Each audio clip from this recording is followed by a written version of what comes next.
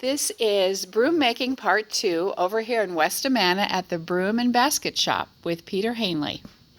Go ahead and explain what you're doing, Sure. Peter. So today we're doing a sideliner whisk broom, and these are the crumb brooms that were used in the communal kitchen, and they usually had a much shorter handle. They'd be more like this in the kitchen house, but we make them with both the short handle, the traditional, and then on a long handle, and people use these for cobweb brooms and cleaning up by the ceiling.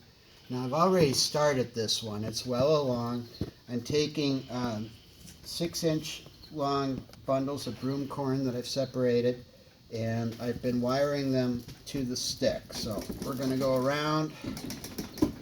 I like to go around 3 times and move the wire over with my hand.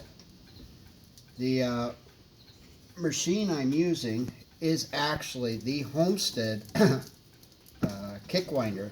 It's used in the broom shop in Homestead by Mr. Hess, and that broom shop was actually just 2 doors east of the Heimat. It's no longer standing though. So I'm going to finish this off with a quick 3 winds, and then we put a little tack in here so we can tie off the wire, and then we're going to wind it again. I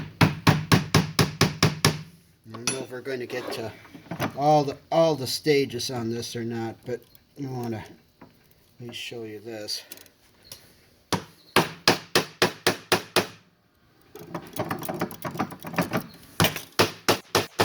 Okay, so there we go.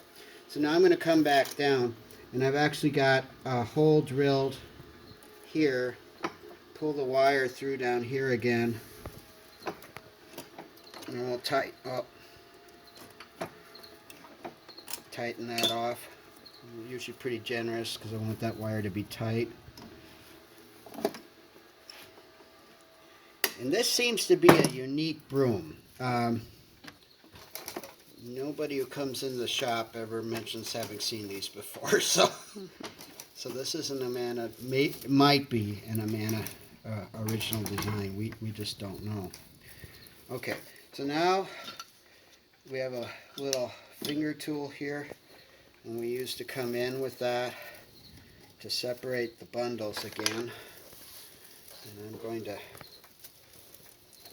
come here, and I'm going to go around one more time, and then I'm going to come up into this bundle here, and just a little bit, hold it, and then I'm going to take the long material, and we're going to wrap this around using our fingers to try and make that nice and even. Take out the extra,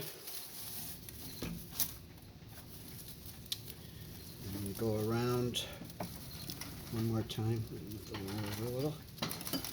1, 2, and then flip it over. And now I'm going to try and work this material so that it lays even. And that time I just separate it with my fingers, which you can do, but it's not as easy as using the tool.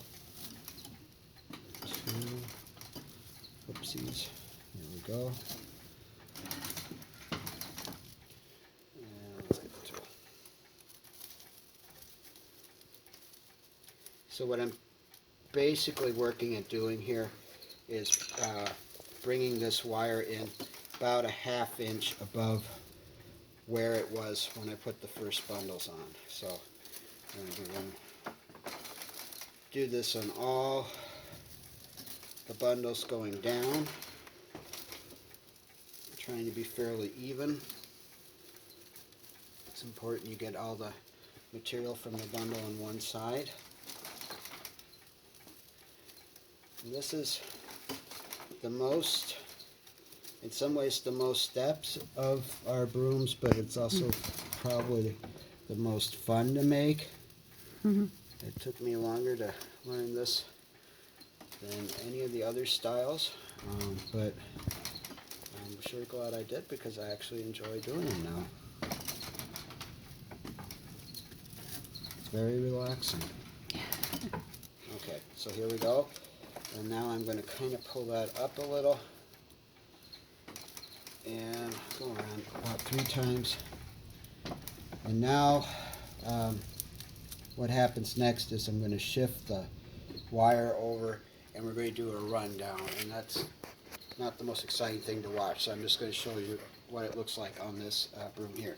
So Okay. what you're doing is going around and around the edges of those of the broom corn and tapering it down to the pole, and then nailing it off again. And that finishes the sideliner. Okay. Mhm. Well, thank you, Peter. That was really interesting. And by the way, I'm June from Heimat Country Inn, and I'm having fun going around and seeing some of the crafts being made in the colonies. Thanks. Sure.